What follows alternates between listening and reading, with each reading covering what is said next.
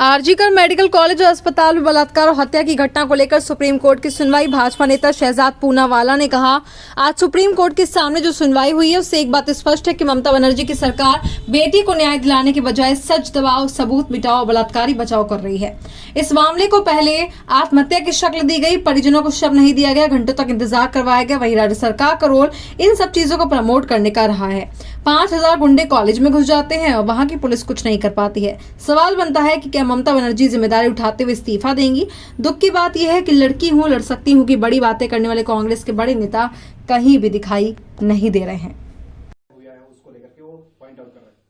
आज जो माननीय सुप्रीम कोर्ट के सामने हियरिंग हुई उसमें एक बात स्पष्ट है कि ममता बनर्जी की सरकार बेटी को न्याय दिलाओ नहीं, केवल और केवल सच दबाओ, सबूत मिटाओ और बलात्कारी बचाओ कर रही थी।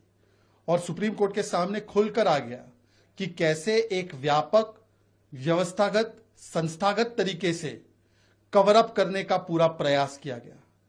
सुसाइड की शक्ल दी गई। पहले प्रिंसिपल ने तुरंत पेरेंट्स को किस प्रकार से बॉडी नहीं दिया, जिस प्रकार से वहां पर उनको घंटों तक इंतजार करवाया गया।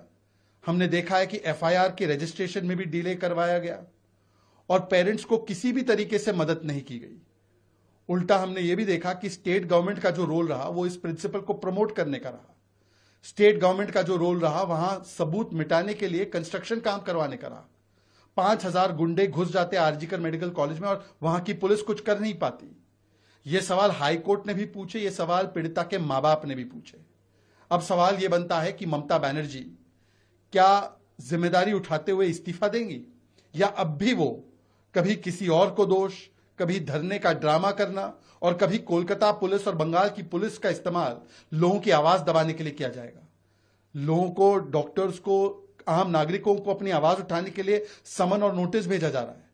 इनके मंत्री उदयन गुहा बोलते हैं उंगली तोड़ दूंगा। इनके सांसद बोलते हैं कि ये बेटियां जो प्रोटेस्ट कर रही है ये बॉयफ्रेंड के साथ जाएंगी। ये इस प्रकार की मानसिकता का परिचय दे रहे हैं। तानाशाही मानसिकता भी है, तालिबानी मानसिकता भी है और बलात्कारी बचाओ मानसिकता भी है।